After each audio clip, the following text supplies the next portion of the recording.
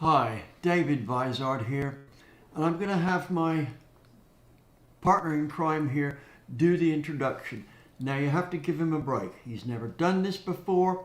He's good at everything except being in front of a camera. So Marvin, go. Welcome, everyone. My name's Marvin Burke, and I guess everybody knows this is David Vizard sitting beside me here.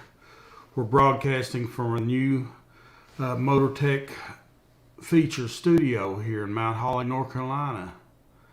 And good morning, Moonshine Runner. What morning? Where are you? Anyway, I've been trying to talk David into doing some videos, just talking about some of his experience in the racing industry and stuff. And I mean, I've been around him for years, and I still hear. Let me just slow him up a moment. He's talked me into telling you some of my unusual less than usual track records, right? So that's what I'm going to do. Is that something you'd like to hear about? Somebody quickly respond to it. He's from Morning in Australia, by the way. Right. Okay.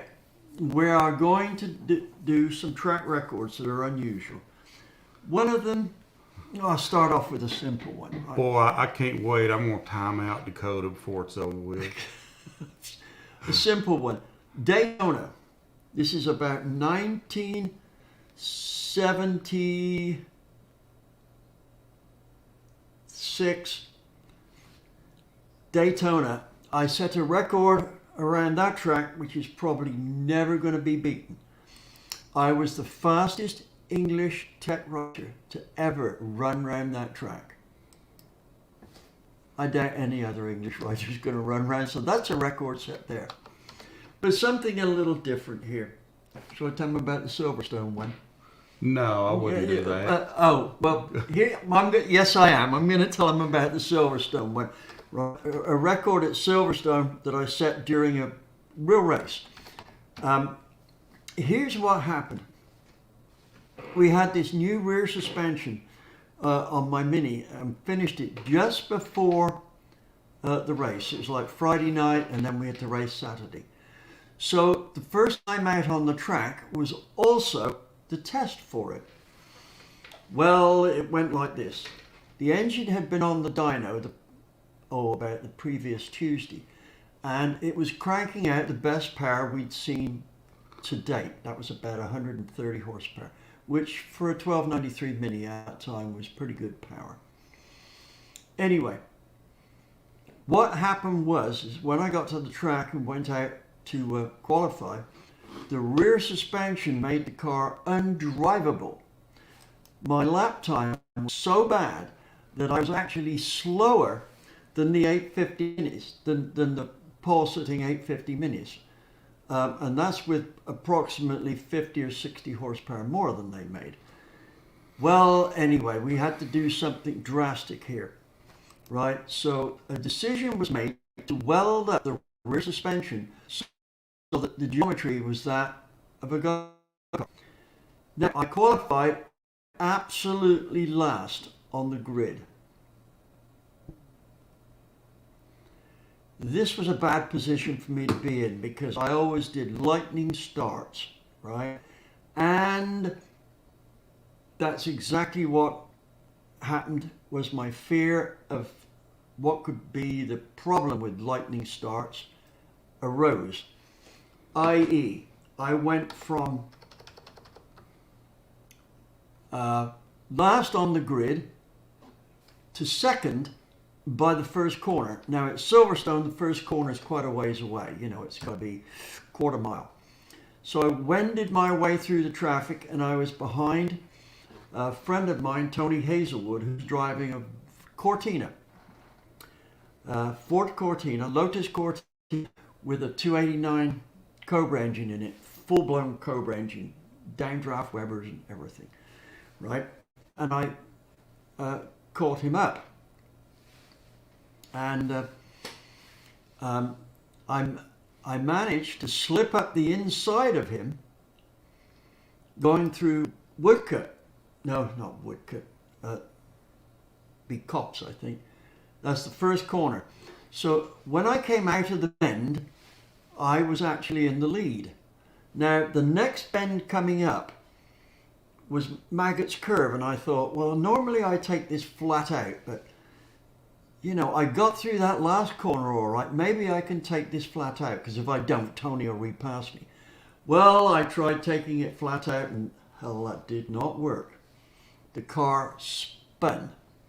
And I remember facing Tony, right? He was about literally 10 feet from me, and I'm looking straight into his windshield, and I'm going backwards at about 110 miles an hour, right? The car spins, and as far as I can see, everything goes up in smoke, tire smoke, right? Anyway, I spun off onto the grass. I heard a large bang, and it turned out that I'd hit a pylon there, not a plastic one, a styrofoam one. Made a big bang, and then the car came to a stop, and silly me, I stalled the engine, right? And I remember thinking, this is a ridiculous thought, I remember thinking, I can hear the birds singing. Well, of course you can't hear the birds sing in the middle of a race at Silverstone, right? Now, as it happened, I was facing forward, and I thought, where's all the cars? And then just at that moment, I saw the front end, fiberglass front end, come twirling down out the sky. At this point, it was probably still 60, 70 feet off the ground.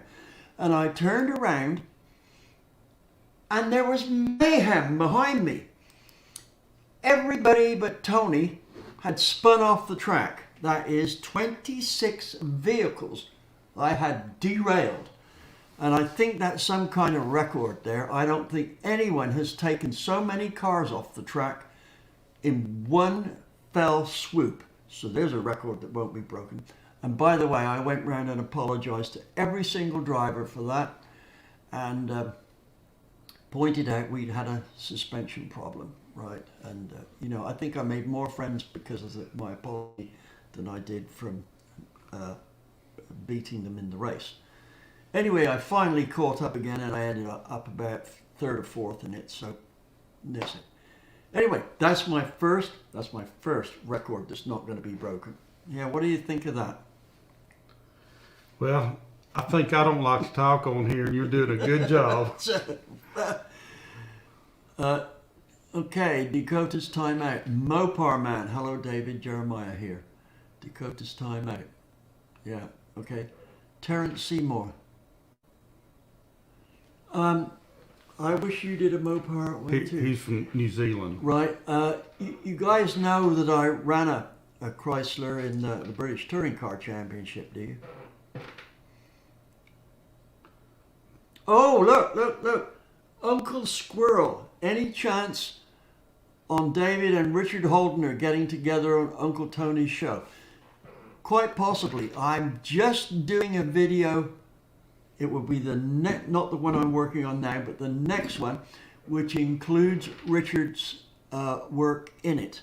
And it will probably be the stepping stone to a Richard Holdener, David Vizard get together. We'll see.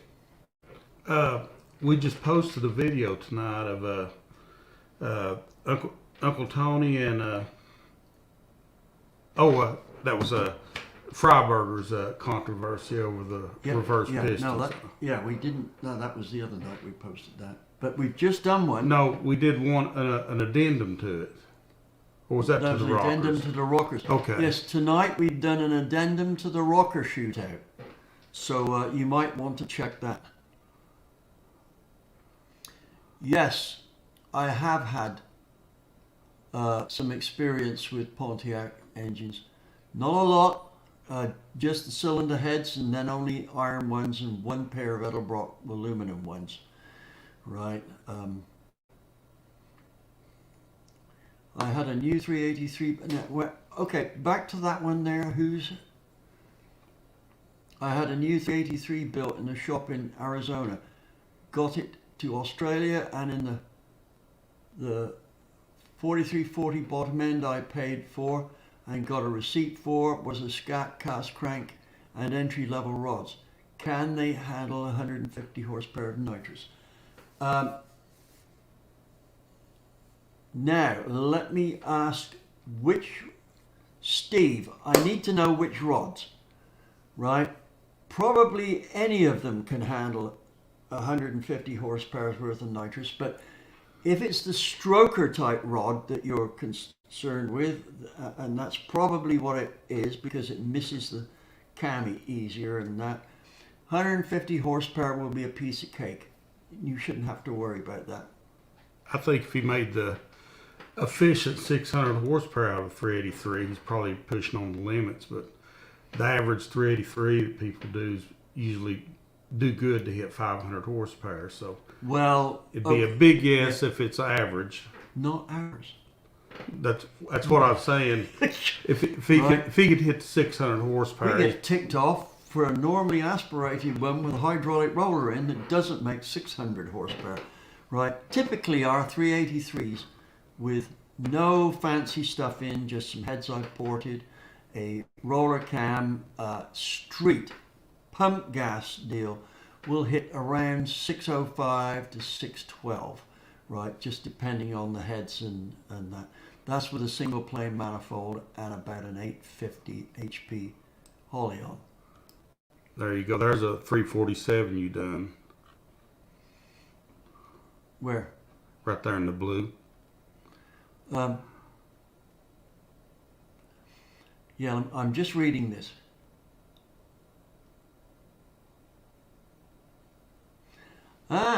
Okay, Street Fox 347. Yes, you have one of Terry's 347s. And I take it you thought that was a pretty good build, right?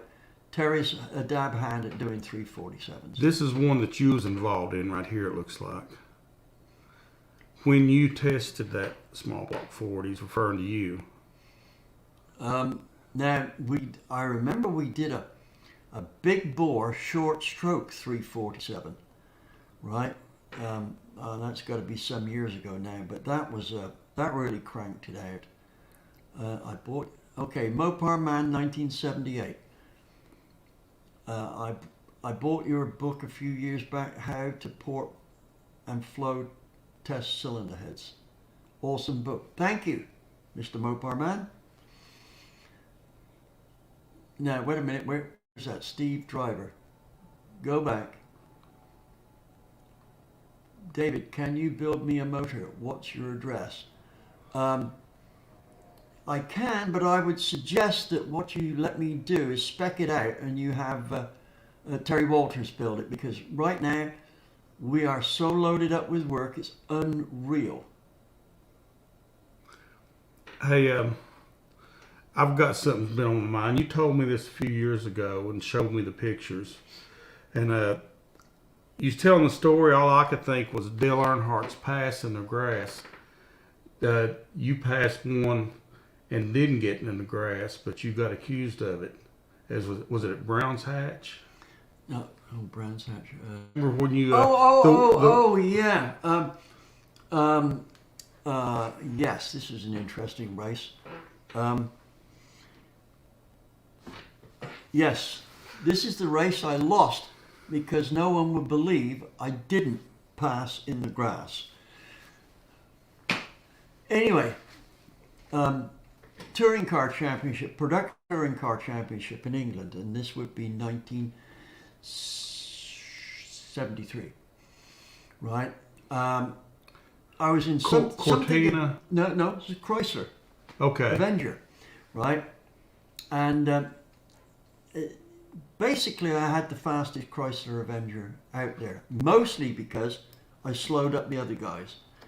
I can't remember if I told them in the last video we did how I did that, right? So I'll run through it again. This Chrysler Avenger was something of an anomaly. They got an engine which managed to pass the smog tests at the time without a catalytic converter. And the designer, Chrysler's UK engineer, a guy called John Clark, who was an absolute genius. And the guy must have had an IQ 180 plus, right? And he really liked to be around or have people around who were really turned on by tech engineering. That's me, isn't it? Right. Oh, so happy Father's Day. Yeah. Thank you. Thank you. So, one of the things I found out about this engine was that to pass emissions, they had put a hotspot in the runner of each of the two Stromberg vacuum lift carburetors, like an SU. And whilst it had that fine atomization and a lot of vaporization, the combustion process worked very well to the extent they didn't need a cat. Now, it got the intake charge very hot.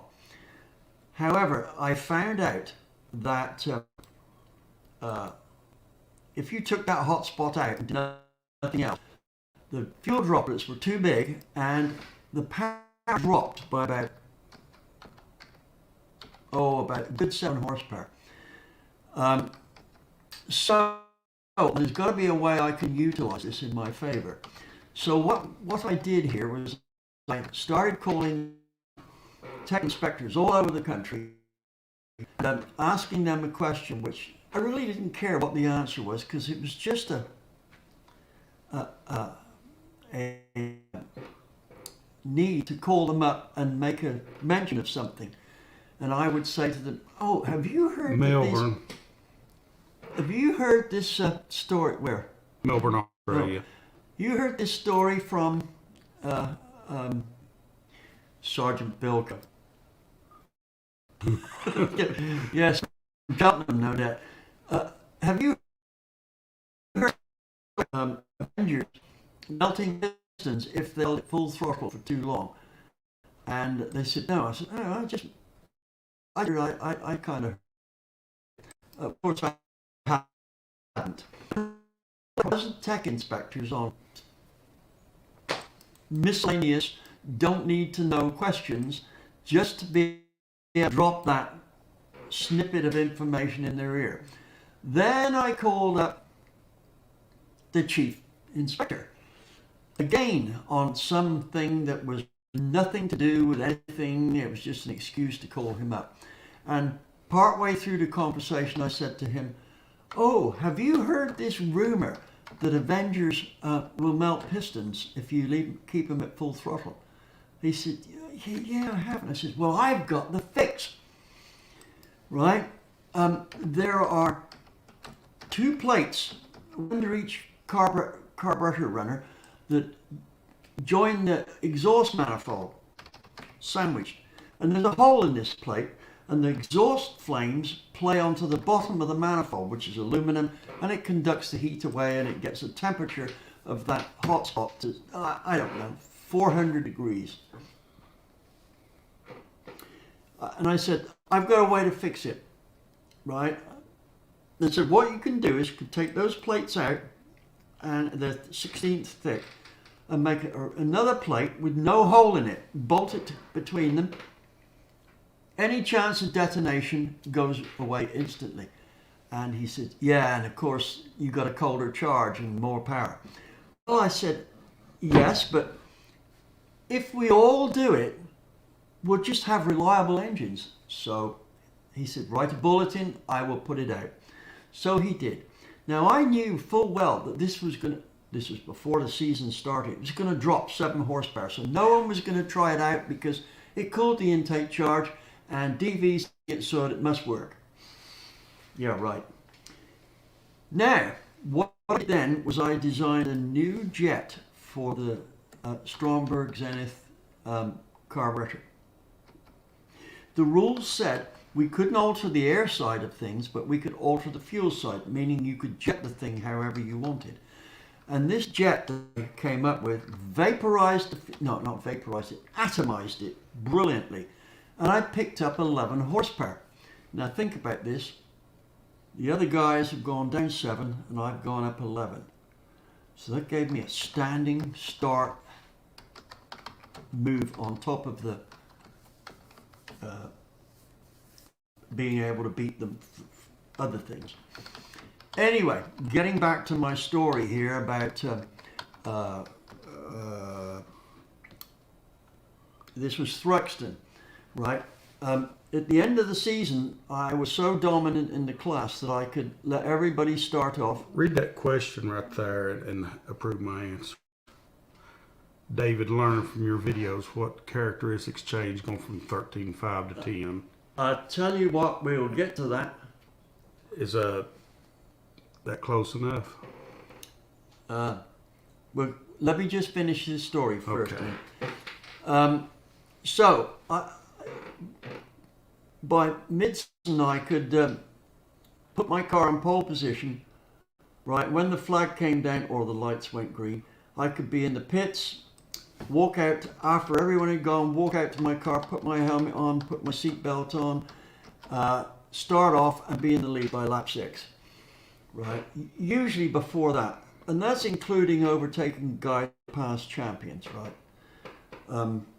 So anyway, what happened was I'm all set up to allow Chrysler to win the championship. However, because I wasn't competitive at the beginning of the season, one of the other cars in a different class, still eligible for the championship, had the lead. If I won this race, right, I would give the championship to this other guy, right? But, however, to make sure that I didn't score any points, GM got their driver and had a similar car prepared for him that was in my class. And his only task was to make sure I did not win.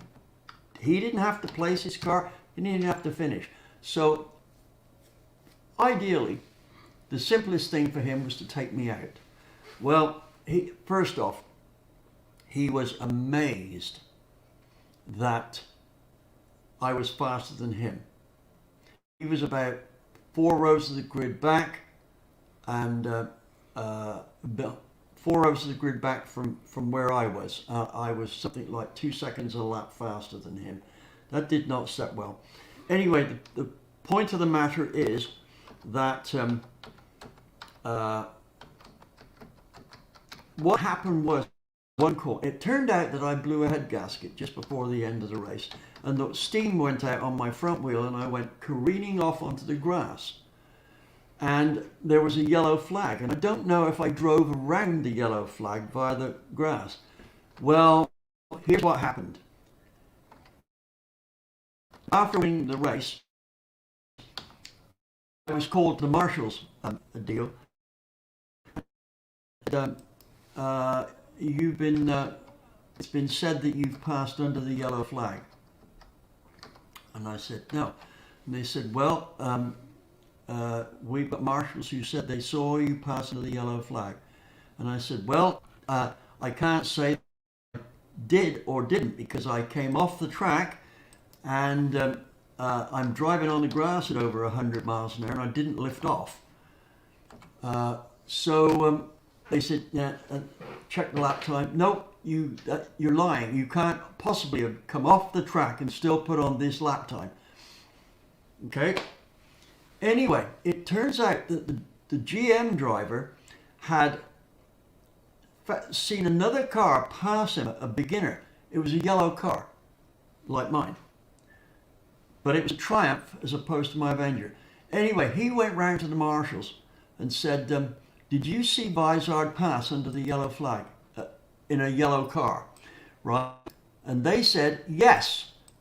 But they were thinking of the yellow Triumph.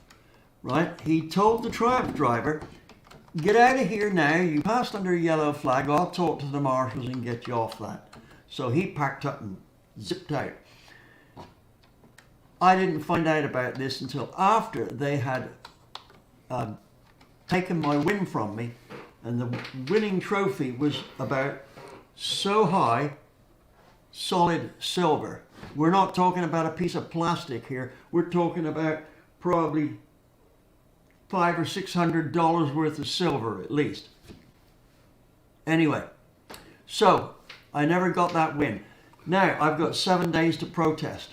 On the 8th day after the race, a friend of mine who's a photographer had taken pictures of this, click, click, click, click, click, click, and it showed I never passed him under the yellow flag. But it was too late for me to do anything. Now I thought to myself, how bad must you want to win to do something as dastardly as that, cheating? Anyway, that's another record. They'll never be broken by anyone, having to race somebody who cheats that badly. Next question was that compression ratio. How much power are you going to lose from dropping from 13.5 to 1 to 10 to 1? Probably a good 10%.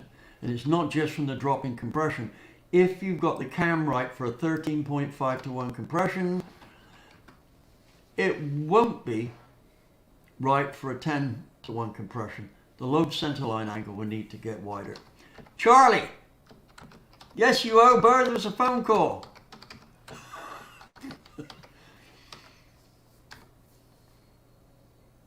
I'm aware of David Coe. Right? No. That's Dakota's alias. I just timed out Dakota. Oh.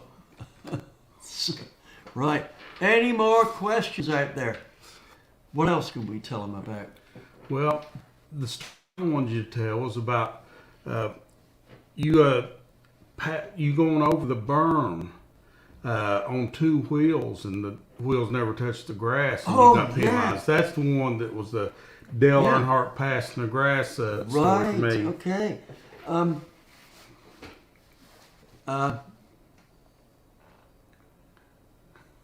Any corner that I could fly the front wheels over and the back wheels, I would. And the marshals said to me, or the chief marshal said to me, I want to keep you off the grass. You're driving over the grass to shorten up the corners. And I said, no, I'm not. I am not touching the grass. I am driving over it, but the tires are not touching it. Both inside wheels are well off the ground, right? And he said, well, you can't do that. And I said, I just have. You don't penalize motorcycles for the rider hanging out over the grass. They're going over the grass. They got wheels on the track. There is no wheels touching the grass. So you can't penalize me on it. And I guess he thought it'd be a waste of time trying to make that stick, because he knew I'd out-argue them. So I didn't have to do anything about that. So I always set my car up differently to a walled track compared with a curbed track. With a curbed track, what I do is I set the roll center down lower, so it has a tendency to pick up the inside front wheel. Like this, and once you get it a certain amount off the ground, it'll pull the back wheel off the ground as well. So I could go over the grass by this much, which made the chicane for me, or whatever corner it was, this much wider than anybody else's car. I was untouchable through bends like that. When I first met you and you told me that story, I thought you was blowing smoke. Then you showed me, you got a picture in your scrapbook a photographer took you used for evidence. That's a different 2 wheels off the ground at Thruxton, which is it's not far from Southampton, right? There's a corner called Church. Unfortunately, I've had more of my friends killed on that bend than all the other tracks put together, right? If you come off, you hit a wall. And typically you're going 125 plus. Well, in my British Touring Car Championship car, I used to go around that corner on 2 wheels at 128 miles an hour. And I would have the outside wheels be just minutely that far from the curb, so that basically I straightened the bend up by that much. And anyway, the marshals were always expecting me to have mother and father of all crashes, right? And it just never happened, right? It's the same every lap, right? Two wheels, 128 miles an hour. I showed Marvin the pictures, and he has absolutely no doubt now that's what I did, right? Yeah. Right. Hey, it's like the video of Earnhardt passing the grass. You wouldn't have believed that he passed in the grass, except they had it on video every time. Yeah. I'm a big Earnhardt fan as of the years ago, anyway. Spud forever.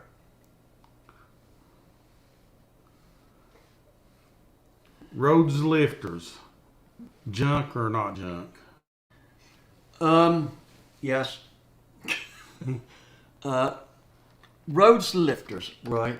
They are not as simple as they seem. You just can't stick a Rhodes lifter in and hope to have the assets of a short cam at low RPM and the assets of a high RPM cam at high RPM. Here's what happens. All of the lifter collapse happens on the closing side, right? What we do is by putting these lifters in, not only do we cut the duration, but we also tighten up. We also advance the intake center line by a whole bunch, right? So the cam timing you think you've got doesn't exist.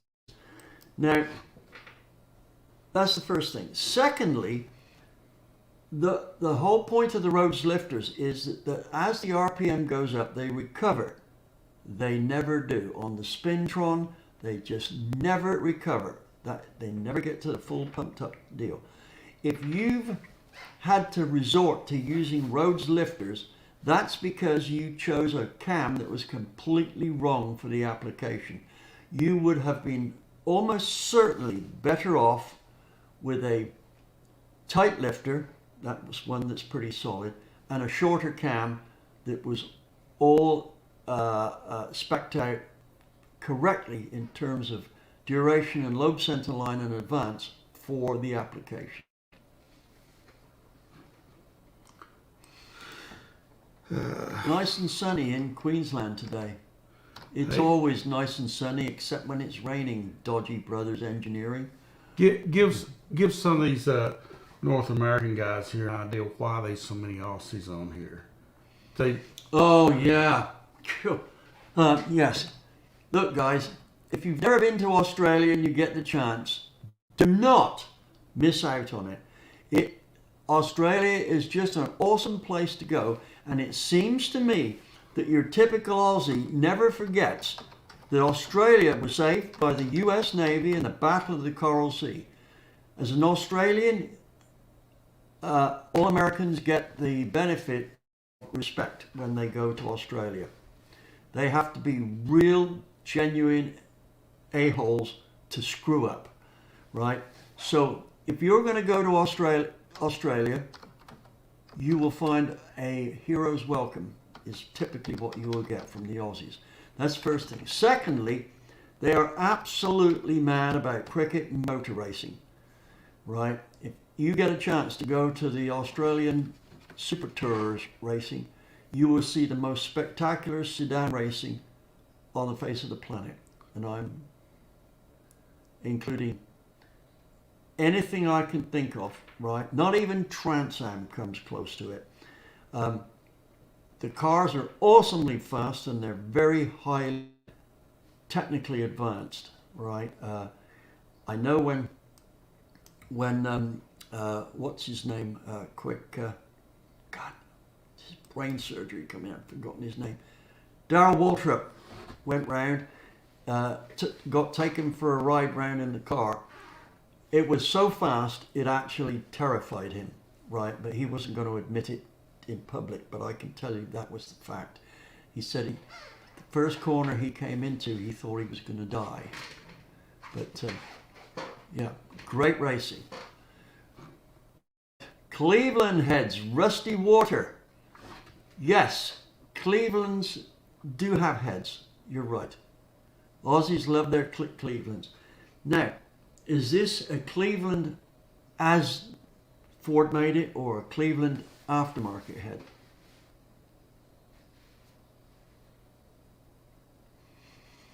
Why am I only seeing a vacuum on my pitot pressure sensor? This is Michael Gray.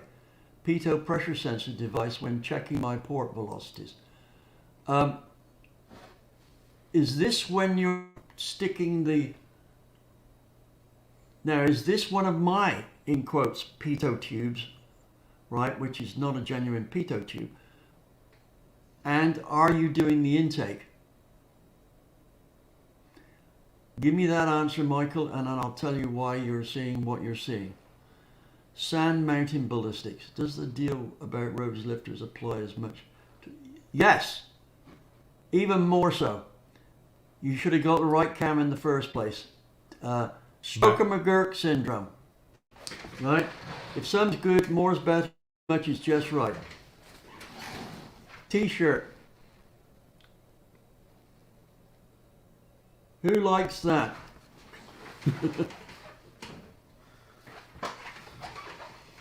And Bathurst is the greatest race of all. Yes, I am not even going to begin to argue, but I will concede that that is just about it. Intake side, Michael Gray said. Intake side is supposed to show a vacuum because it's going to suck air out of the in quotes, pitot tube. Now that's, I'm assuming you're using the one that's a piece of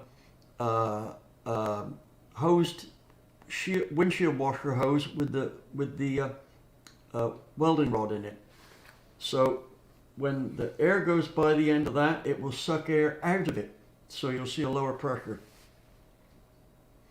When preloading small block Ford hydraulic roller lifters, do you recommend a quarter to half turn of preload after zero lash? Where did it go? Half a turn off fully compressed.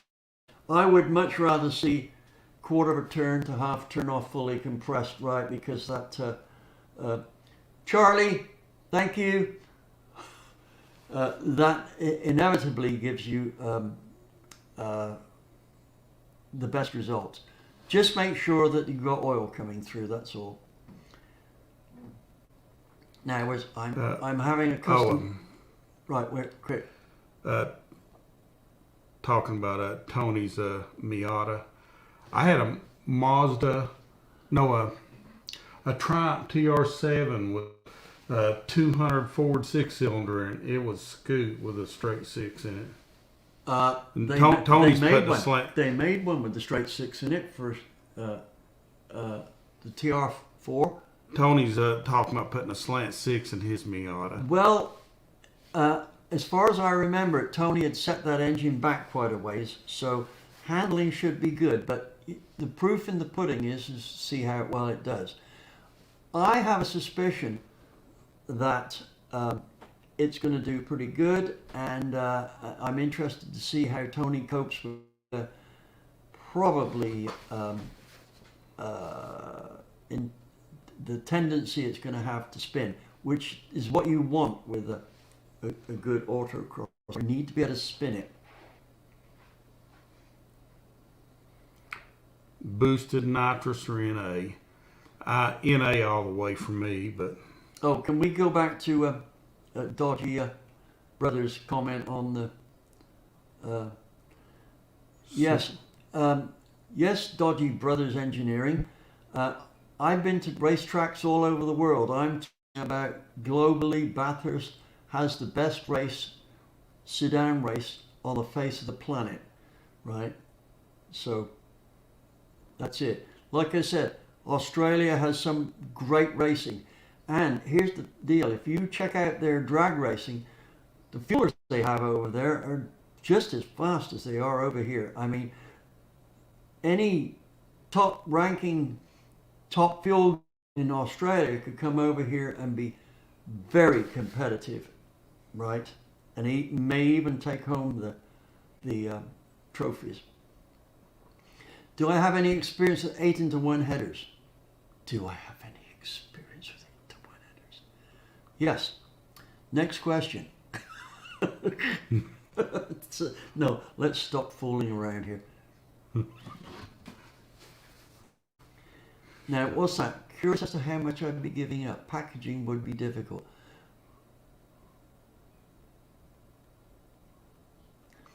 Right, what are we talking about? No, Oh, go back. the H1 headers. 8 into He needs yes, to. He needs 8 into 1 headers. Um, uh, yes, we've done. Yes, it was a we, right? My friend Danny Wyckoff in Tucson and I did a lot of testing on 8 into 1 headers, and primarily it was for his hydroplane. And there's a story there, right? We wanted the 8 into 1 headers because it was also a convenient place to hitch up the water ski tow line.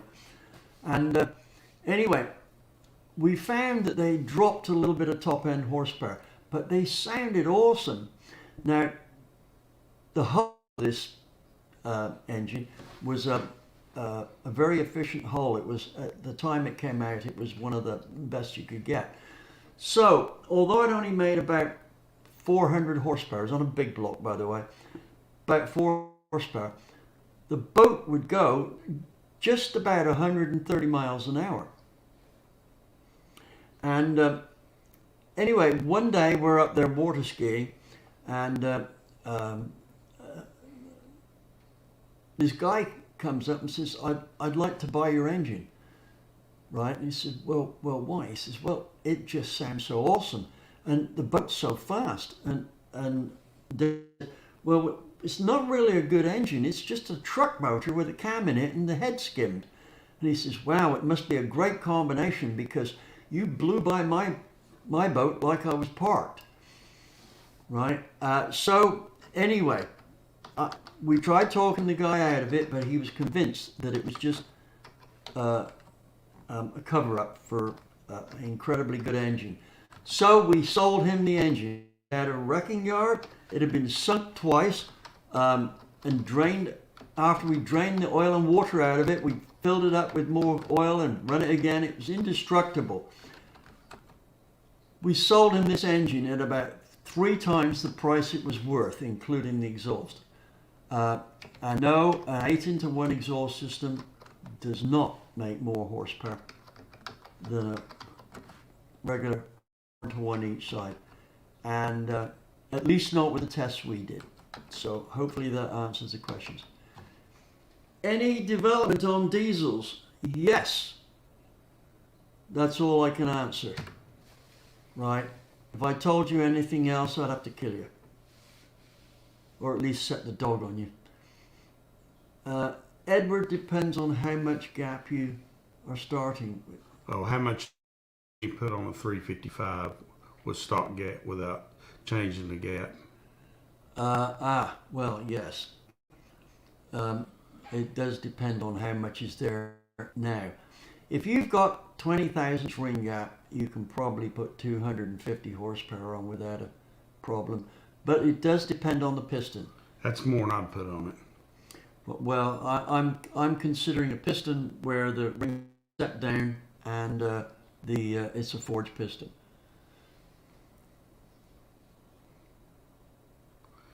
John Harris. Well, back. John Harris. Well, back up there. John Harris told me you coated pistons with about 20 layers of VHT paint to increase the compression ratio on your Avenger. This used to burn off during the race, but gave you an advantage early on. Is this true? John the Screaming Harris, right? Hopefully John's doing well. We did not put 20 layers of VHT on. We only put about 3. And believe it or not, it did not burn off as fast as we expected. So did it give us a power advantage? We did dyno test, and there was a couple of horsepower in it, and that's all we found. But you know, the reason I had the fastest Avenger in the class in the car championship was I didn't give away the chance to get 1 horsepower anywhere from that engine.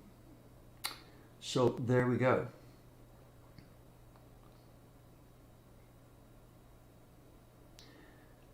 port velocities at each lift. No, I don't usually bother until about 500 thousandths lift, right? Because it's not something that is physical. That's port velocity checking, right? Check where it's fast, and then make sure that you're using the information that you get appropriately. Steve Driver.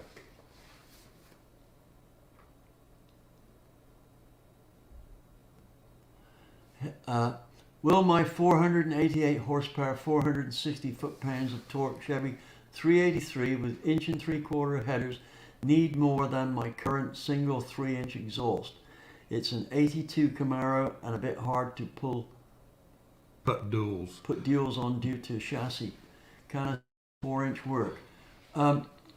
Don't get confused with pipe diameter and flow capability, right?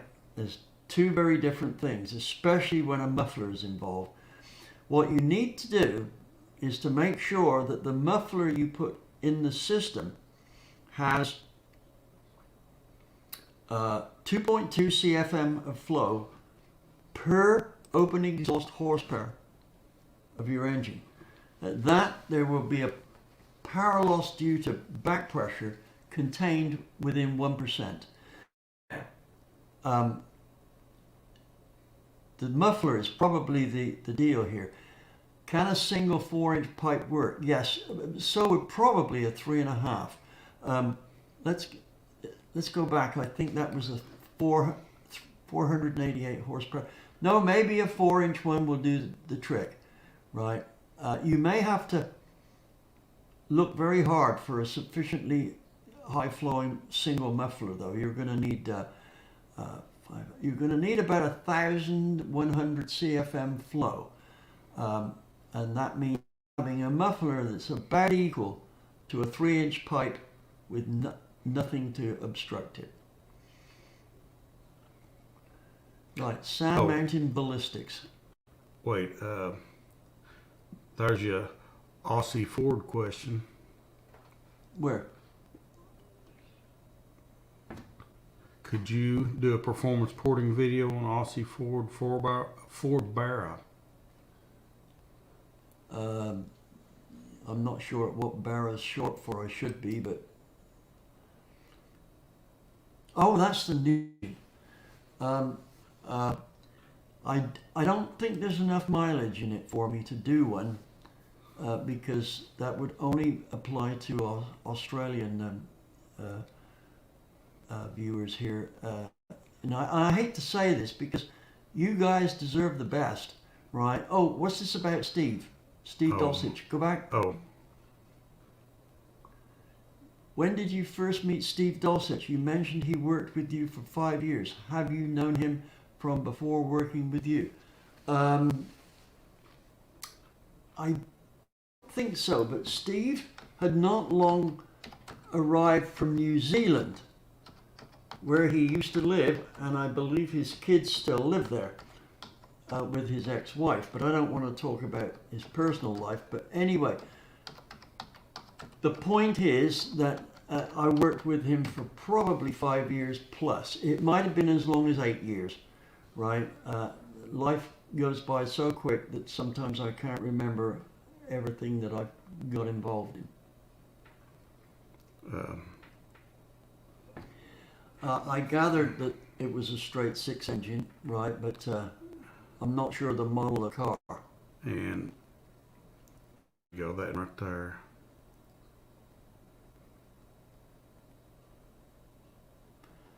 Adam, right? We are doing what you're asking currently to do videos on it, right? I'm about to start doing a home porting video on an E7TE head, either for a 351 or a 302. You can do the whole lot at home, and yes, we've dynoed the heck out of lots of combinations. With good success. Oh yeah, I should have mentioned that. Our street heads have so far 80 horsepower increase over stock in a 302. That's more than some of the aftermarket heads have. There's one of my old favorites, a Pontiac 389. I had a 6-pack car, a 68 GTO. No, don't run the road lifters, right?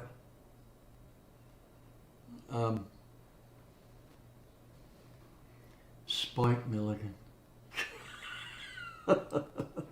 Yes, I remember the goons. Yeah, Spike Milligan was a case, wasn't he?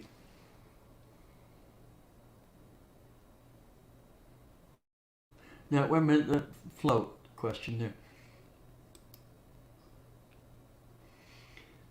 Does it increase flow if you smooth out the two edges, especially on the exhaust side, or is it a waste of time? I'm not quite sure which two edges you're referring to, but edges on intake or exhaust valves are generally not a good idea, right? Now somebody's going to say, yes, but you need an edge maybe between the 30 and the 60, the 30 and the 45 to atomize the fuel better. Trust me, that fuel is going to atomize when it comes through that valve or without that sharp edge there. I have photographs of a big block, in-cylinder big block deal, as the intake valve opens, and it's got rounded seats. You can see droplets of fuel that are down to 5/1000ths of an inch. They atomize just fine.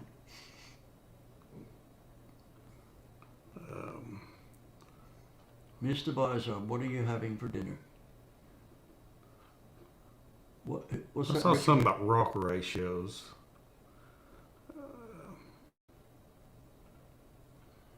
Okay. You're going so fast I can't read them all here.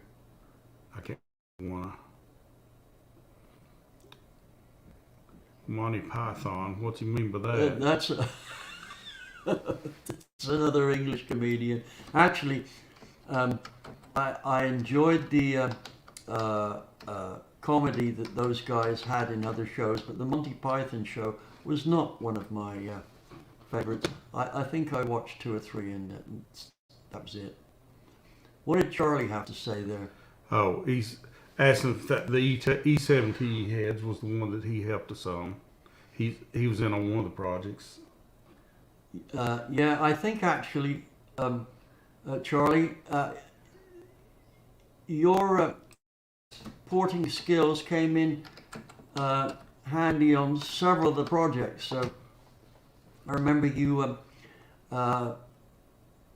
took the shine off the one pair of heads for me with your dab hand at putting in a textured finish, right? Guys, if you live down by Charlie and he's in the Miami region, Charlie is really, really good at putting a textured finish on ports without actually noticeably taking any metal out of it, so that you get the golf ball effect. I think he's closer to Orlando. Orlando? Where you at from? Where are you from, Charlie, where are you? Oh, read that in there. Roads lifters again.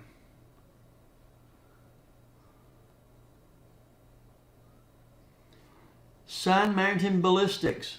Answer. Question. Let's do the question first. Where is it? Okay, David. No. Quick, where is it? There it is. There, yeah. If I added 20 degrees to the cam, do you think it would be okay with the rose lifters then? Absolutely no. You just compounded the situation.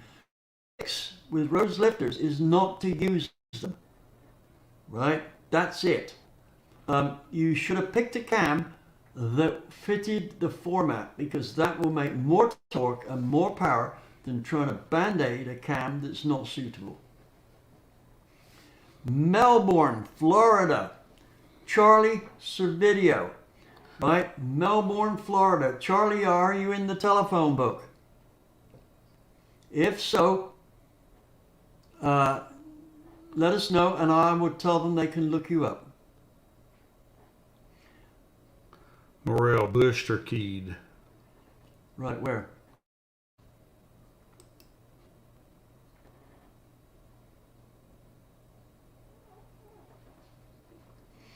Morel, bushed, or keyed lifters, way to go when possible, in my opinion. Right. SC358. Small Chevy, I guess that is. Sounds to me like you've got a block from Pro Stock or Pro Mod type racing there. I'm comfortable with comps Magnum lifters, Magnum roller lifters myself. Yeah. I just didn't have them. When, the Morel. If you're going to use a hydraulic roller cam, be aware that there are some terrible hydraulic lifters out there that collapse like you wouldn't believe. When hydraulic lifters first came out, I got the job of testing them for Crane. And the lifters were so bad in a performance situation, these are stock ones then, that they would lose 100 horsepower and 110, 120 foot-pounds of torque on a big block. That's not what we're in business to do, right? My current thinking on lifters is, be careful what you buy. If you're not sure, you will get some limited travel lifters and go with those. Next question. Ron Woodruff. Now, nay, I ran rose lifters in the back.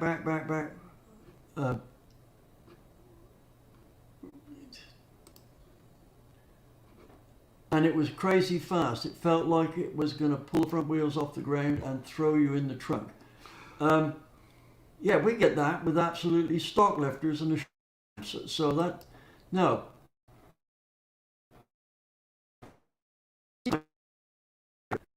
To make rose lifters work on the dyno, right? I don't think they suddenly recover all their them actually in an engine that's in the chassis. See the pants dynos. Anything like a calibrated finger of a flow bench. Yeah. Flow. Yes. This is not a means of checking flow numbers. You can't put it in the port and go like this and say, yeah, these heads are good. No, it doesn't work.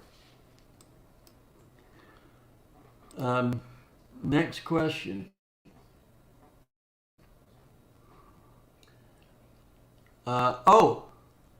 Here's the number. Right? Show. Oh. Charlie. There. See, Charlie? Okay. Right. Charlie's phone number. 9 a.m. to 9 p.m. It's 631 816 4911.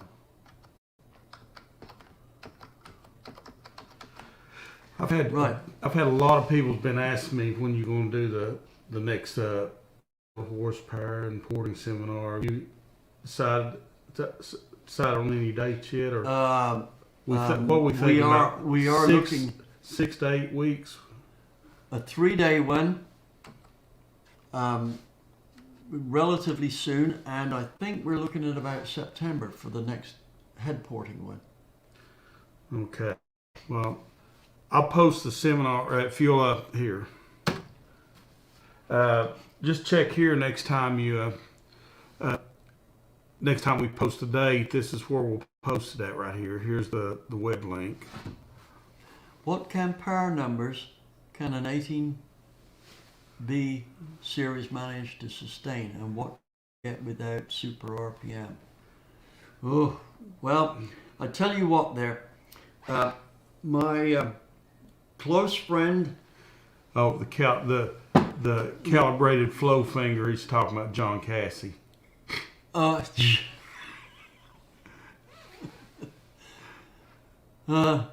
Yes, he wasn't measuring anything. He was just telling what it felt like, right? Anyway, the MGB engine or the B series British Leyland engine, right? And I've lost the deal there. My good friend and now ex-partner, because I retired from that business, David Anton at APT, is one of the world's leading MGB engine specialists, right? His MGB powered dirt car would consistently beat V8 cars. Now that's not because he had more power than them. He just had a better car all around. It's not just horsepower that wins races, but I think his 2-liter version was making about, I seem to remember, about 170 horsepower. Right, now as for sustainability, I'm not sure. Maybe a bit less than that. I know we had to get up to some antics with the rods to get them to survive. Believe this, we had to use 10 thousandths clearance on the rod bearings to get them to live. And the fact that the clearance was huge did not seem to affect the life of them, other than to allow them to survive at least 5 races. I think it might have been near 10. But street motor, I'm pretty sure that some of David's cams and heads and things like this on a 2-liter B engine can pump out 150 horsepower, and it absolutely transforms the car, right? Because that doubles the power. Also, the torque goes up phenomenally, at least 50%. So now you've got a sports car. Right, that's APT, in Advanced Performance Technology in California, Riverside, California. No seminars planned for the UK. Well, no one's asked me yet. Right, if you can find enough people who would like to see a seminar there, or somebody wants to plan one for it, I will absolutely be ready to come over. Now, what else do we have? Our Porsche heads, air cooled heads. Where? Yes. What was that, 928s? That wasn't that's air cooled. Yeah, we've done air cooled heads Porsches, right? and they Can't talk too much about them other than to say that Porsche have no idea what they're doing. Right? I could not believe the first time I tested some Porsche cylinder heads that they were so bad. Right? You know why some of the Porsches have spark plugs? Because the port and chamber is so bad they have to band-aid fix it with 2 spark plugs.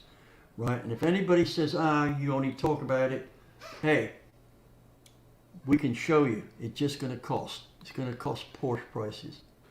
30-pound of boost fixes anything, though, don't it? Well, pretty much, yeah. But, you know, in a non-supercharged class, it's very hard to hide a turbo. It seemed like the last Porsche heads we did, they flowed better than a small block Chevy after we got done. After we got done, we fixed every single problem. Bad swirl, bad this, bad that. I mean, they didn't even flow well, right? They could not justify on the flow figures they delivered, right? What, so 3 weeks of development on just the Porsche heads. Yeah, you know, if that's the best Porsche can do, I'm in no rush to get any of their engines. Right? Have you? What? Right? Yeah. Oh. Opinion on why you two guys? Oh, 2 different rocker ratios. Well, first off, the exhaust doesn't need to be lifted as much as the intake, right? And secondly, you need more. Usually, you need more duration on the exhaust, but not as much lift. And the exhaust is not so fussy about acceleration rates. So you may as well use a rocker that takes less power to drive it, right? Using slightly less lift and slightly slower acceleration off the seat on the exhaust usually results in better horsepower at the top end. And usually if you got an exhaust system on it, you got more resistance you're trying to overcome. Yes. Now, you know, okay, let's have an opinion here. Do you think you guys would be interested in a video which tells how to build an exhaust system that no horsepower and yet would still be quiet enough to pass legal levels? In other words, the losses in the exhaust system will be contained to less than 1% of what an open exhaust is, and yet it will meet legal sound requirements. Does that sound like something everybody would like to know?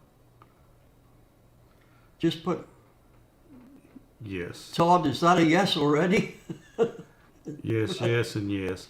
Okay. Okay, we're going to do that one. That's down the road, right? Here you go. Here's another story. Okay, read that. Then think about San Francisco's and the hills and Starskin Hutch and a rental Mustang.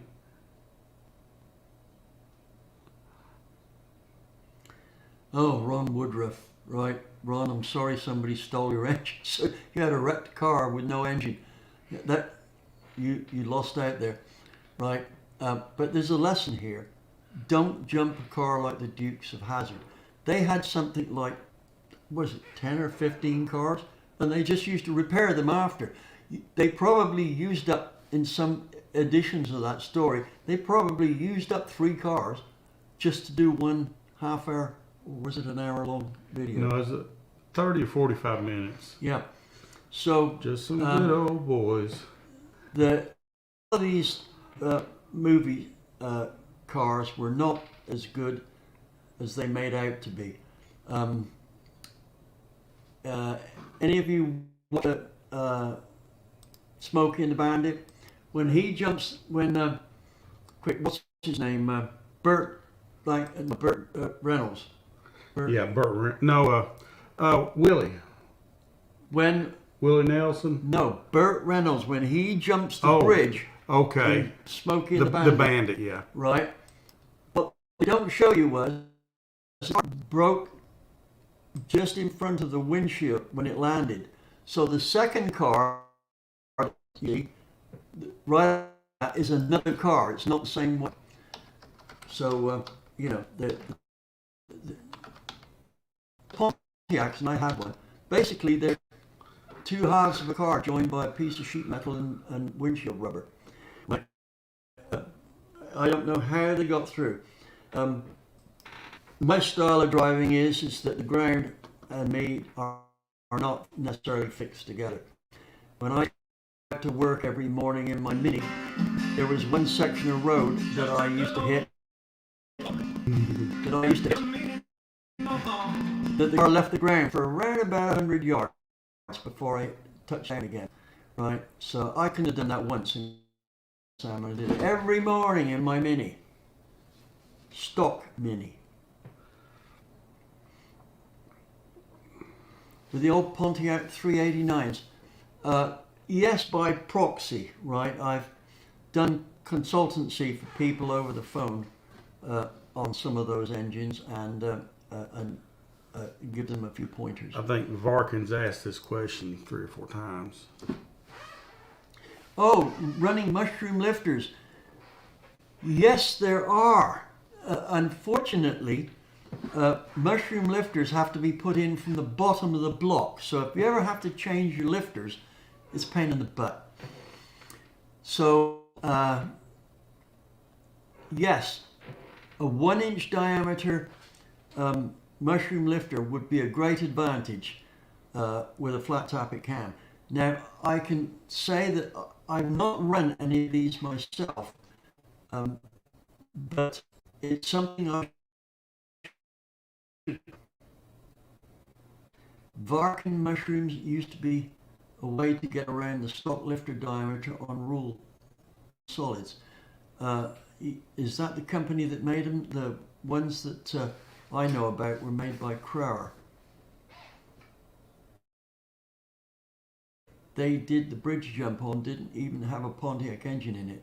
It was, yes, the California edition of that model, which is what I had a 305 Chevy in it, right, which was pathetically slow. 140 horsepower at the rear wheels.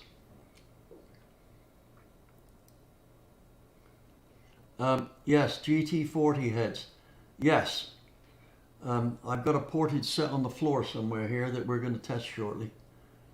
Poop dog. Would advancing a cam make up for two? No. Look, you've either got the cam events right or wrong. There's no band-aid fix for it, right? You may be able to make things a little better, but the bottom line is this. You should have researched it more before you, right? Maybe coming to one of my classes would have fixed it. We're going to do a video on cam selection and why most cam companies don't cam out for you, but that's for another time, not now. Road in, but lofting.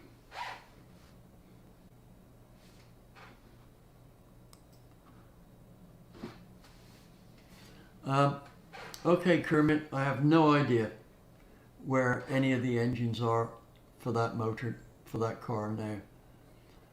Remember, there was a lot more than one General Lee, so I have to assume there was also a lot more than one motor. Okay, let's move on down the road. He's talking about roads lifters. Yeah. Lofting, like the General Lee. Are they? They're talking about lofting the car.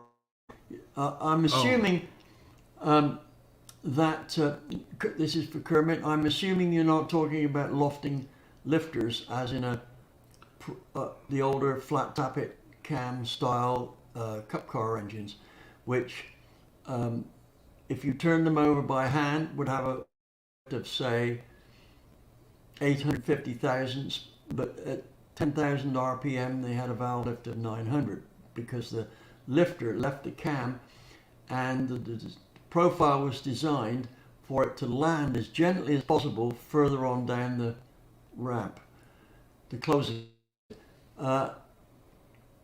This was generally worth about 30 horsepower, right? So didn't do the lifters any good. They don't do it with roller lifters now because rollers don't like being lofted like that. Shane Crimshire. Muffler, yes. Yep, okay. 4/7 cylinder swap cam. Right. Basically the lowdown is this. There is a very slight power advantage from it. The engine tends to run smoother, so it is worth doing, but if you're going to do it, you may as well take full advantage of it, as described in my tunnel ram, modifying tunnel ram intakes for the street and any that's including race. That was your tunnel ram, wasn't it? Yeah. For your 406. Marvin's in the process of building a 406 for his truck. This is one he's calling his simple basic motor, whilst he works on his 434-inch not simple motor, right? So we'll see how those come out. Both of them are intended to have a tunnel ram style intake manifold. The cheap simple one will be carbureted. We don't know yet what the other one is going to be. We're going to have to wind this up soon. How much longer you feel like going? I'm only just getting started. Okay, I'm going to take a break. I'll be back in a minute.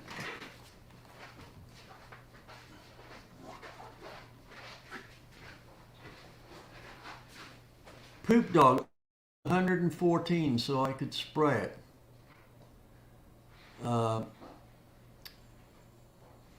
Now, 114 might have been just a tad too much. I would have gone for about 112 there if I was only interested in the power given when it was on nitrous, and I was going to economize on the nitrous, right? Otherwise, I would have picked a cam that gave the best non-nitrous output and just use the nitrous as a power augmentation device. Yeah, I've got that right.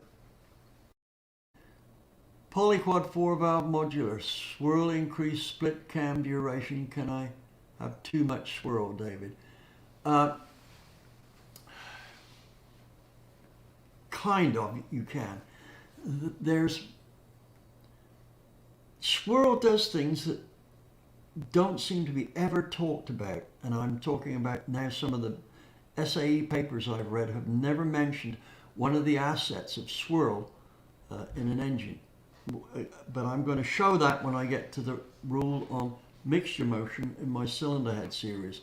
Right, I think that's 4. Don't ignore mixture motion, right? It's needed. Now then, what else? You know what, Dave? Oh, it's Dennis. Good, Dennis. Yes. Hope everything's going fine for you, right? Oh, hey, Dennis. Need to see you stepping up and getting those Porsche heads sorted out. Yeah, people. I'm currently talking to one of the few people who knows how to modify Porsche heads, right? If any of you want his telephone number, email me on my website, davidvizardperformanceseminars.com. David, what's your thoughts on the Ford Cleveland as an engine platform? You know, I don't have too much experience with that. I think that I did a couple of engines many, many moons ago, and I could be talking about 1990-ish, 90-something, early 90s, right? So that's all I can say on that. I can tell you from experience, though limited it may be, that the Cleveland is a good platform, but a Clevor seems to be a better bet yet. Ron, was that 1 keg or 2 kegs? No. $50 a beer for... What's that one? Ron Woodruff. Have you all ever honed the heck out of an engine to cut down on friction? I spent a half a day honing a block on that Dodge I jumped. Could have been what made it so fast. Ron, you've picked on a fairly controversial subject there. You're assuming that the friction of the piston and the bore is crucial, and you're absolutely right. However, the more you hone it out, you may cut friction, but you make the rings seal worse. So as you cut one problem, you increase another. Just for what it's worth, a friend of mine that works at Wiseco, he's their chief piston engineer there, said that some testing they did for a cup car team, they found that about 8 or 9 thousandths piston clearance gave the best power, but it did tend to burn oil pretty bad. Now, I know another secret that you shared with me, but we ain't gonna share it on here. If he went to the seminar, we'll show him a really good technique for cylinder finish. Yes, yeah. It's free torque, just right off. Yep. Just by the way you finish the cylinder. Yep. And there's a special machine you can make up to do this finish after it's been honed, which you can make up for probably 30 or 40 bucks. And it'll finish your bores off in about a half an hour. Ron Wood drool, piss off. Which is, somebody's ticked at somebody else. That what David does? No, we've read that one.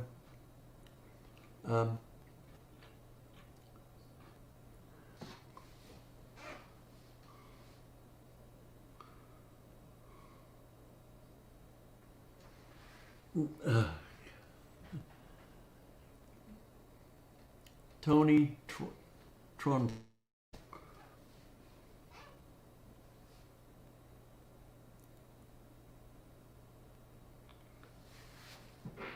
What heads? What heads? Oh, probably something out of. If I was going to take them out of a box and bolt them on, probably airflow research.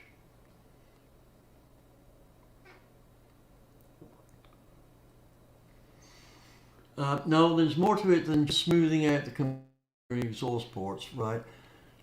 Cutting the chambers is all about how that affects the quench that's going on, how it affects the flow towards TDC when the flow movement of gases is almost horizontal, and how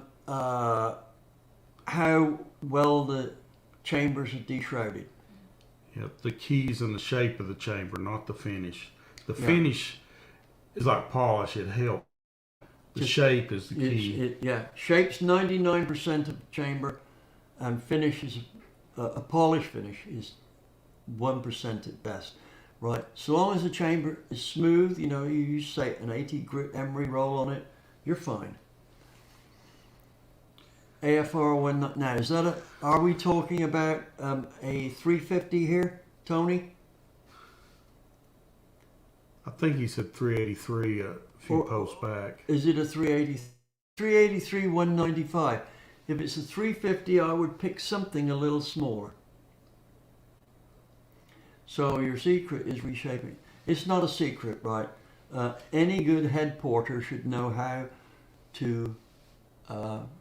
Tony, yes, you 195 is a bit too big. You'll lose quite a bit of low speed torque, right? Not a good move.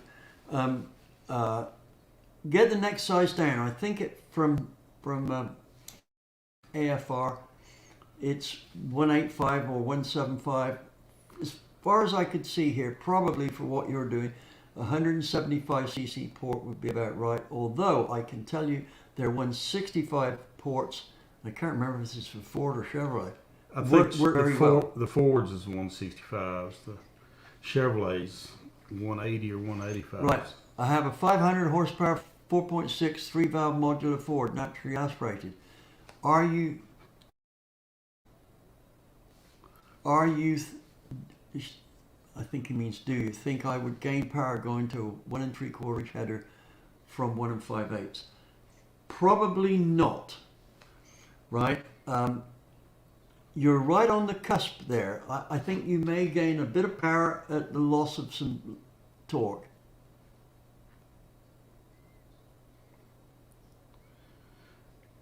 Well, optimize rather than more than reshape.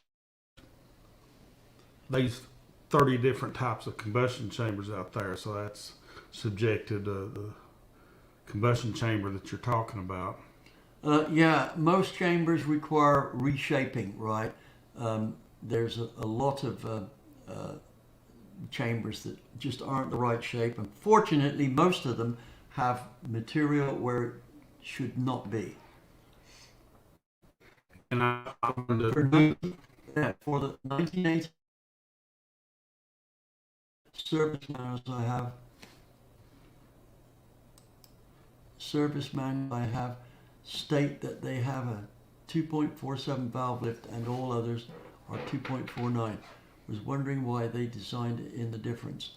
Are you sure that's not cam lift? Because that sounds terribly low. 502 big block Chevy. 088 heads, good or bad? I can't remember which the 088 right. I think that's closed chambered heads. Is it? You might need to check with my big block book from Amazon.com there. It will have it in there. I think of running a Hughes cam from my Mopar 360 build. Hughes cam. That's they also do cranks. Hughes.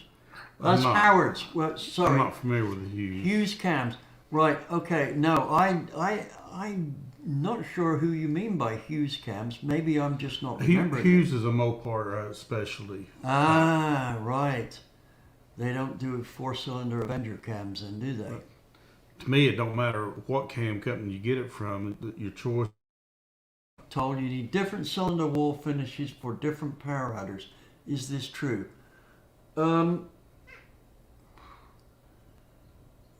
if it is, I have no understanding of the reason why.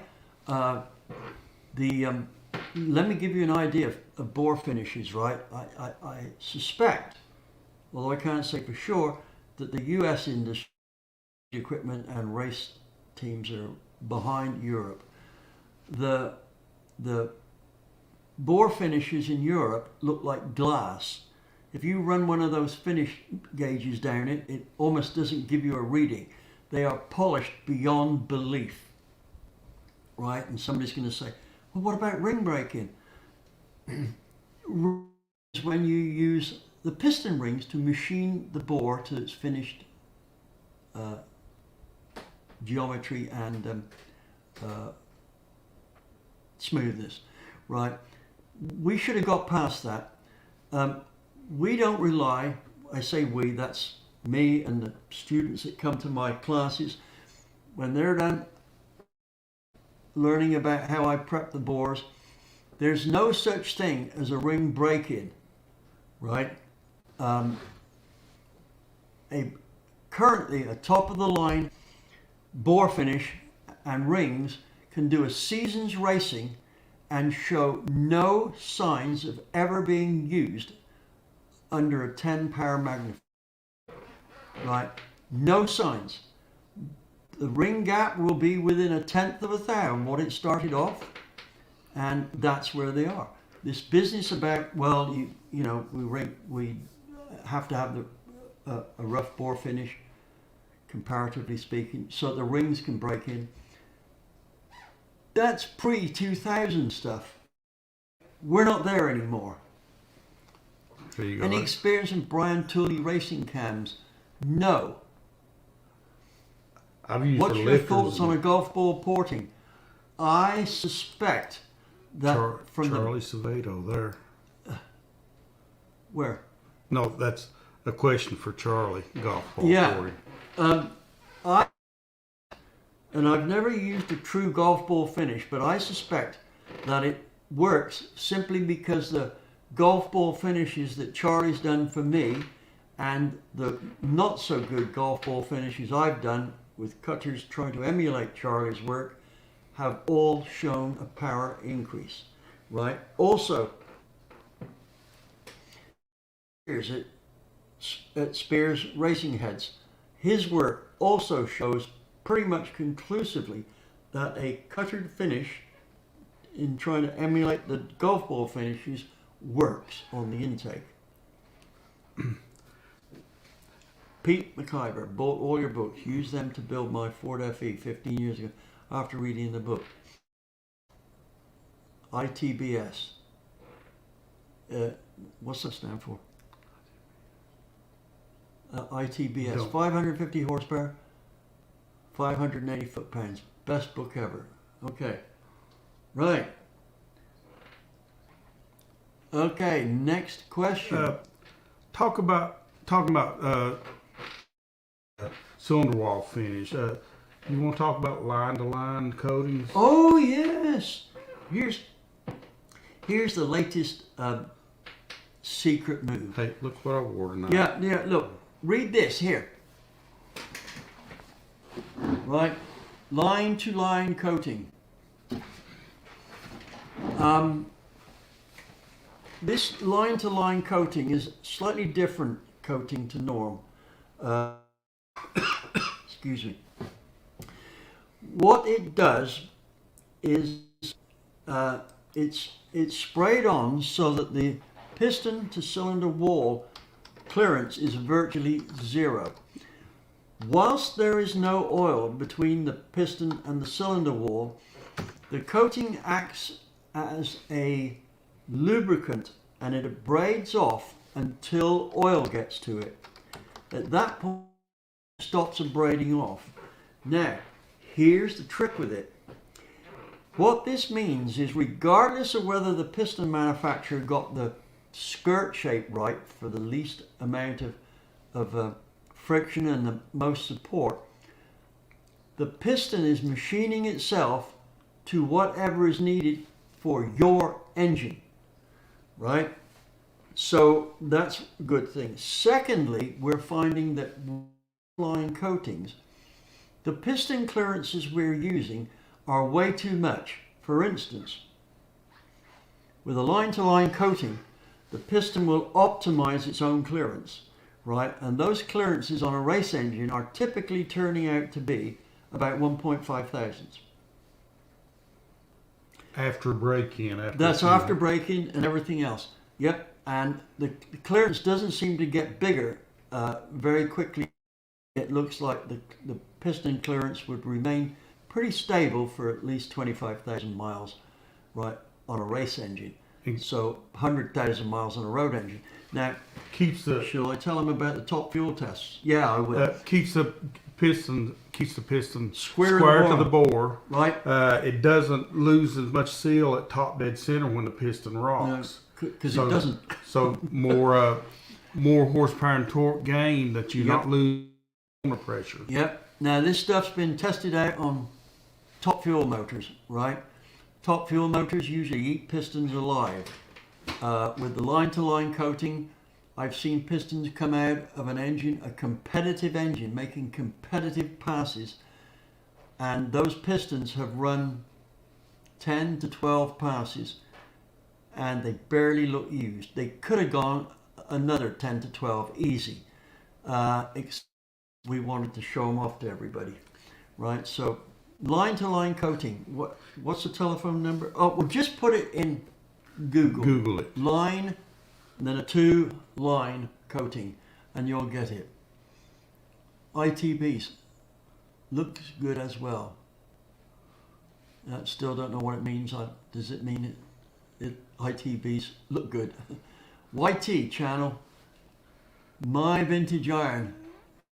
Some great info on cam selection. It helped me understand more after watching your videos. My Vintage Iron. I'm amazed that anyone on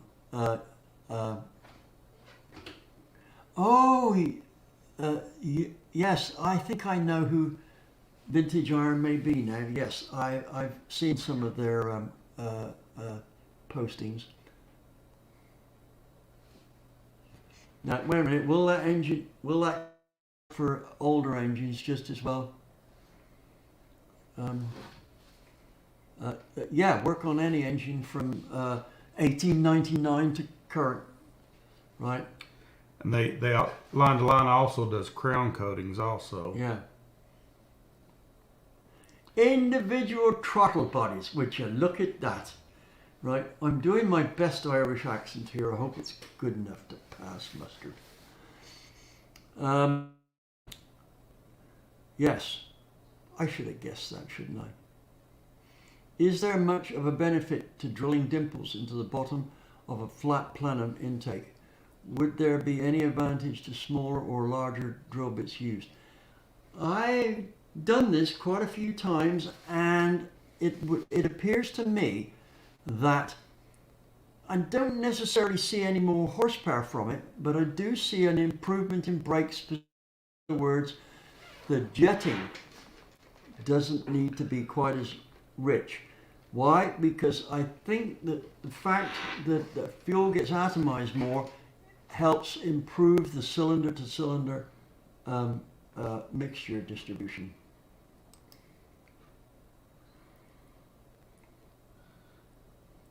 That's what I just answered.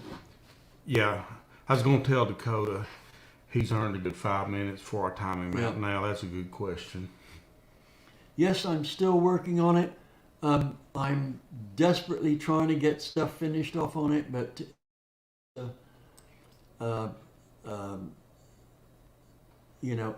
available for me to do. I'm literally trying to get in a situation to do a whole bunch more testing that I need to finish off the book. Right, what does Dennis have to say there? Right.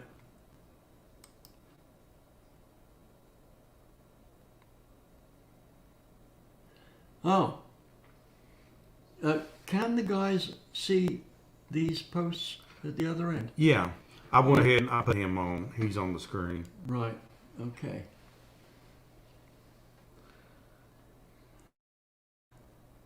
Okay, let's move on. Thank you, Dennis.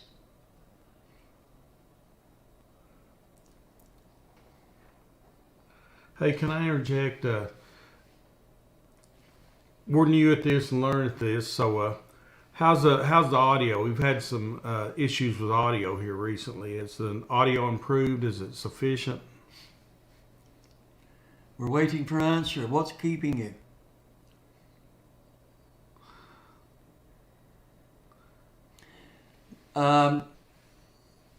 Is shimming the GM factory big block roller lifters safe?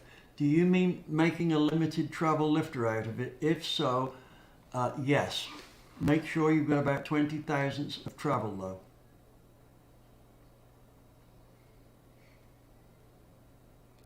Still breaks up a lot. We've got mixed responses there. Everything from sounds good to not so good. That's Andy there.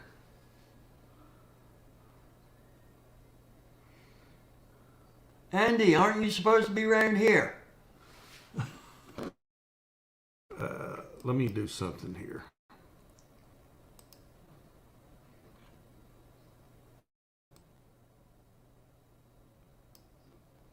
Okay, guys, we're making an adjustment here. Let's see how that works out. Does that help the audio there? Is the popping going away now? It's probably just a little bit lower. Okay. Yes, Andy, we still love you anyway. Even though you can't make it round here. Oh, being here is coffee and donuts is on you. I'm going to time out Andy. Wrong one. Sergeant Bilko, right, from Cheltenham. Okay, I timed out Andy. Right. Audio is fine. Sergeant Bilko, back up. I want to see the guy from Cheltenham. Oh, good night from Cheltenham. 2:30 a.m. here. Yeah, good night. That.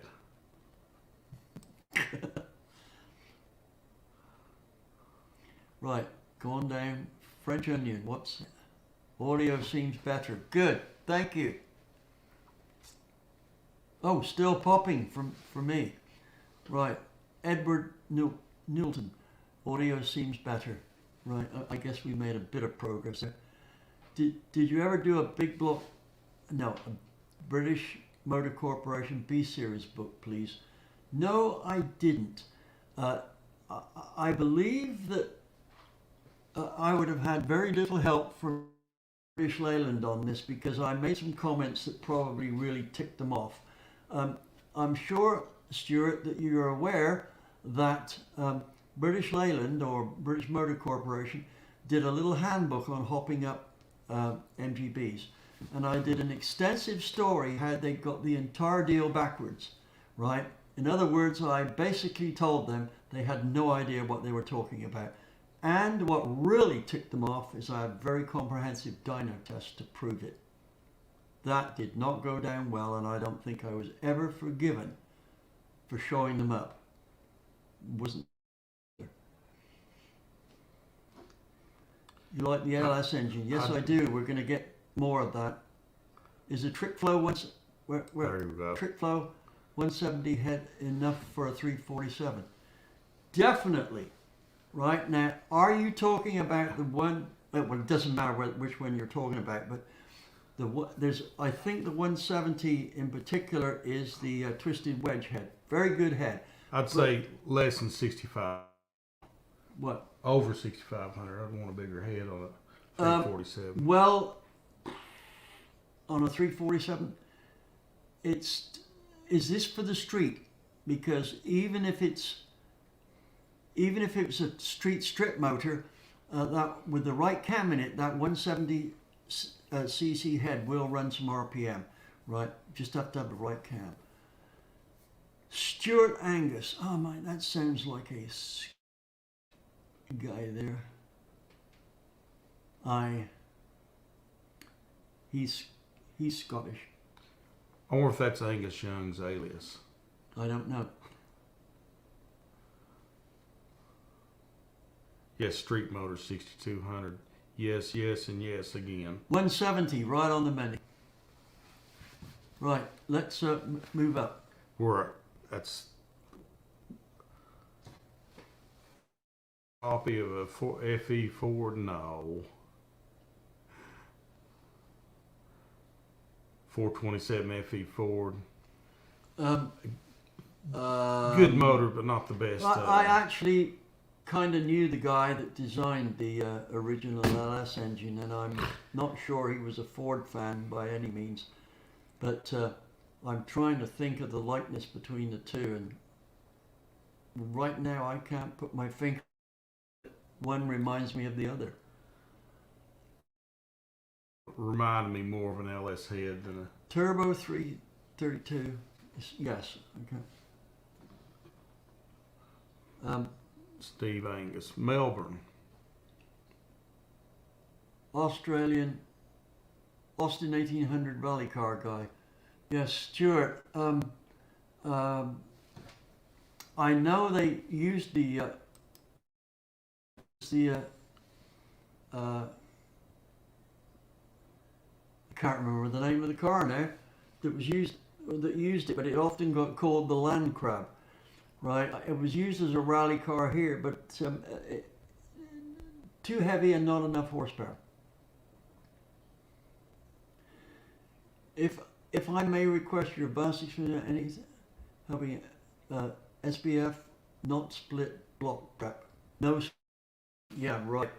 400 yes. horsepower. Fine. There's quite a few tricks you can do to upgrade the block, right? And the simplest one is to put a mains girdle on. Now, I have to tell you that one of the most popular mains girdles out there is the DSS one, which is aluminum. And you may look at this and say, what the hell use is that? I've done this with my bare hands. The blocks do not break due to the crank pushing down on them like this. The blocks break in the mains due to the block doing this, right? And that aluminum, and that's the correct pronunciation for all you people in England, aluminum, not aluminium. The guy that invented aluminum named it aluminum, and the Scientific Society decided without his permission to change it. So the aluminum absorbs the vibrations, and believe it or not, a 400 horse small block Ford with one of these aluminum DSS girdles on will live indefinitely so long as it is not cracked now or is not fatigued too much to the limit now. We've used that aluminum girdle on engines which have made 100 passes. Your knowledge amazes me. I want to thank you for sharing so much great information. Hello, I have a Chevy Straight 6 250 engine with overdrive trans. Would advancing the cam be a good idea to help with low speed torque? That's a huge torquey engine too. Well, you know what? I don't know. I don't know how accurately the original cam was put in there. And I don't know what they preferred, low speed torque or top end. But I can tell you this. The more accurately the cam is spec'd, the more fussy it gets over being timed incorrectly.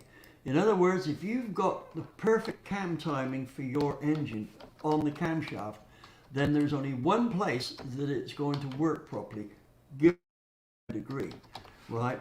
So, if Chevy got the cam not spec'd out very well, the probability of it making more torque is fairly realistic, but there's no way I could say, yes, it is.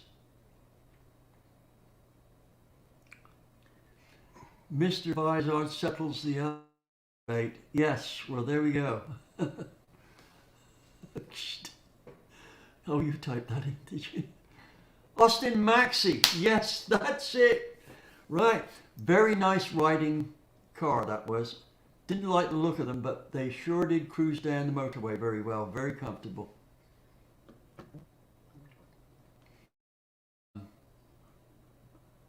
I'd say yes. My answer was yes.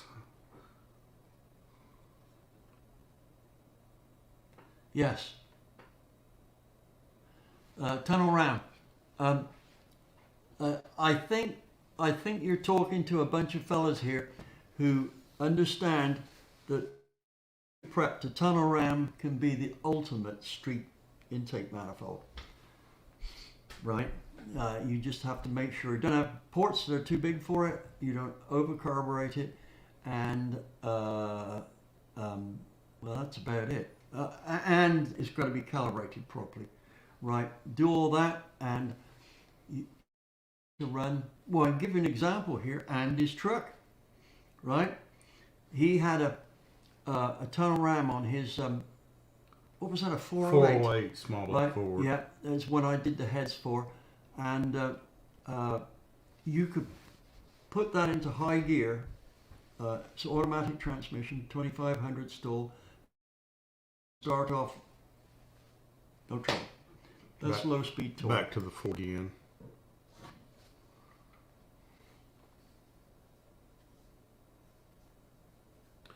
There's also a big advantage in the girdle. Well, Stabilizing yeah. the main bolts, keeping them square, well, absorbing the vibration.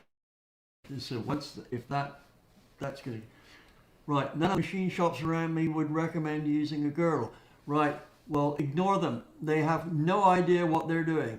We found out this the hard way, and then our source of information on this to fix it, Motor Company. Well, it came from a Ford Motor Company employee. At the time he gave us the information, he was not working there anymore, but he was responsible for a lot of the design work on the bottom end of these engines. So, put that girdle. Doesn't cost you anything in terms of accessibility. There's no downside to it. What have you got to lose? It's I don't know what they cost from there. It's a couple of $100 bucks. And a set of ARP main studs that you'd probably Well, no, that's in the kit. That's in the kit. Oh, it is. Yeah, Okay. it's in the kit, right? Of your opinion on the long rod 350 Chevy. Right. Well, actually, I don't have opinions. I have a dyno, right? And that's a statement that my late good friend Roger Helgeson came up with when somebody asked me a question at one of these university seminars. And he says, "Stop! David does not deal in opinions. He has a dyno, right?" Now, there's a lot of BS about long rods and short rods and things like this, and I'm going to be doing a video on that as well. So rather than just give you a short answer on here, which may not do well, let's wait for the long rod deal in a video. Longer runners and with less taper. That's going to have to do more with a frequency, or what's the word I'm looking for? Not reverberation, but wavelength. Yeah. Yes, SC358.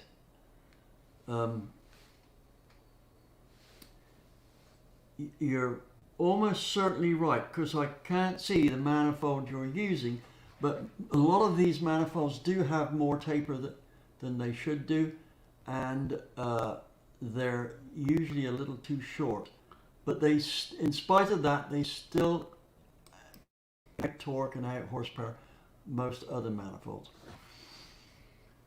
Pressure wave termination. Now, are we talking about exhaust or intake here?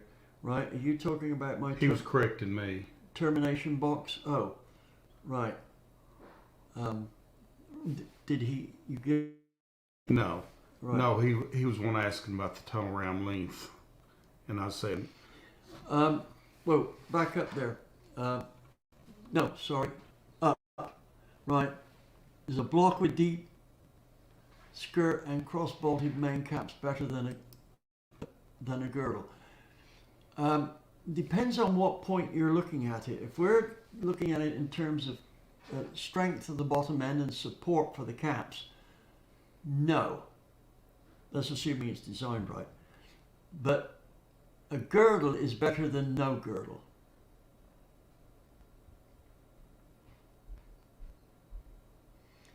We are only turning 7,200 RPM, so gotta last 1,000+ miles. Racing miles, right? Should do that. Manifold losses, right? Let's go to that one. I have reduced my GT40 lower and upper manifold to an average of 5%. Cut open radius entries welded and straighten my runners. Could there be more in it, or am I chasing my tail? Now, is this the tubular GT40 that we're talking about here, Michael? If so, let me know and I'll get to that answer.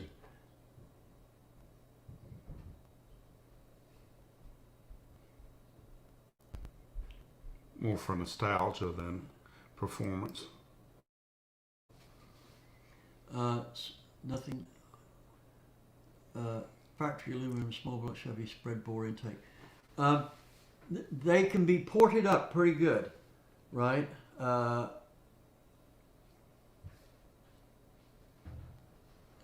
and I don't know if I've got all the data to this at hand. I did port an iron manifold using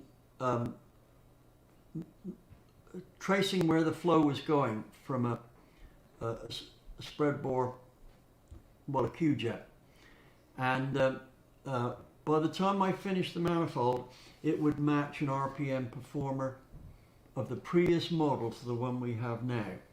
In fact, at low speed out,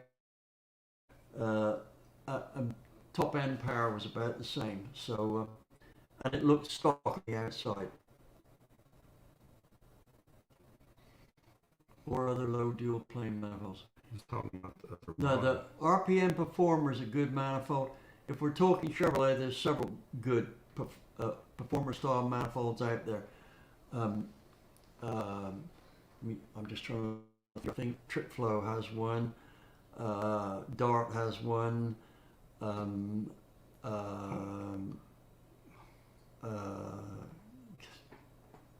Memories. It's an Explorer, Michael, Explorer manifold. Right, okay. They did substantially, right? I usually find taking a hacksaw to them as a first move. Right, why does a flathead Ford like compression ratios under 8:1? It doesn't actually like compression ratios under 8:1. Right? That's what you tend to get stuck with. And when you try to put in more compression ratio, you have other issues with chamber shape and things like this. So there's, to be able to functionally use more than 8:1 on a flathead, and that, by the way, that's the first V8 engine I ever built, was a flathead. Made 225 horsepower, and I was so ticked off with that. Right? But they'd like to have 10:1. They like blowers. So it's a trade-off between, or compromise between airflow and compression. Yeah, yeah. Mark Carter, right? What's the highest dynamic compression ratio you can run? 93 octane, 3:1 with 112. Let me see. That would be, hang on, that's 7. Quick, 7 and 12 is 19. Say 86. So your average octane is going to be about 99 octane, right? You could actually run about 8.5, 8.6, but you haven't said what temperature you're running it at. Right, Ron Woodruff here. Take like the way you did, or can anyone with their heads, head screwed on decent get similar results? The answer is no. It was very complicated. If I showed you the manifold and what was done to it, it's like nothing else you've ever seen before. There's a lot of that in this shop, isn't there? Yeah. I mean, I would imagine he keeps talking about a factory intake 'cause he's wanting to take something inexpensive. But if you want to stay with a factory intake, the bow tie intakes are just phenomenal. Yeah. The bow tie single expensive. plane manifold is good. Now, super gluing lengths of cotton in the intake port the same as wand string to show flow dynamics. You know, that sounds like an idea we should pursue. I've never done it, Craig. So we either use smoke or pieces of cotton attached to a wand or whatever, but never super gluing it in there. Probably because I'd get stuck to the inside of the port, and that'd be the last you hear of me. What does it take to get 800 horsepower from a 410 small block Chevy? Big bucks. Isn't it?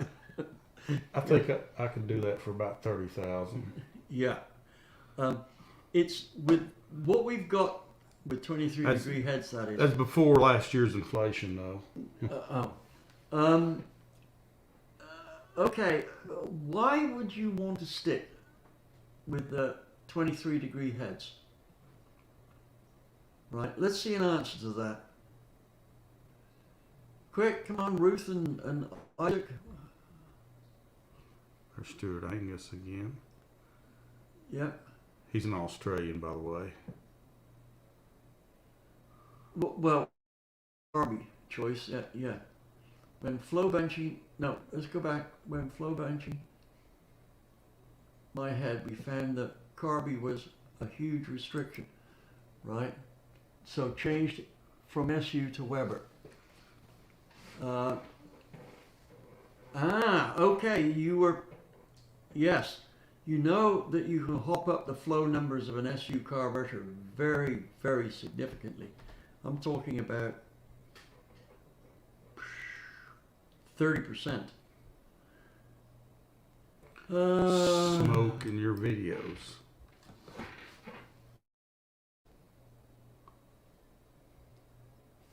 Yes, we will.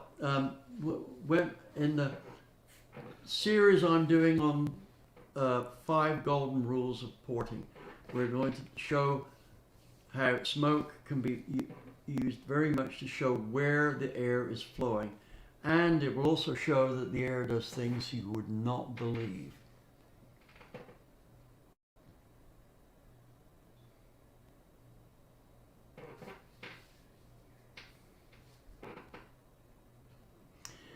The problem is that an automatic transmission for a car with only 2.2 litres is a tall order to make it work. I think 1991 was probably a little before the days of lock-up converters, but I don't know for sure on that. However, the problem is they need low-speed torque, and to do that, first thing you've got to do is pump up the conversion ratio, and secondly, you've got to get a cam in that gives low-speed torque.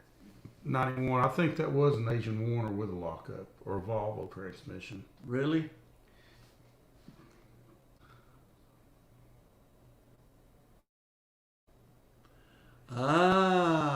Because I have to. Rules dictate. Because I have to. Oh. Right. Okay, now 23. Yes, it's going to be are you allowed to angle mill the head? That's the first thing. Secondly, can you raise the ports? If so, 800 horsepower from how many inches was it? 410. 410 is just about doable.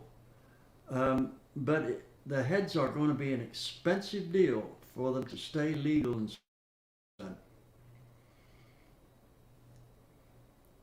right.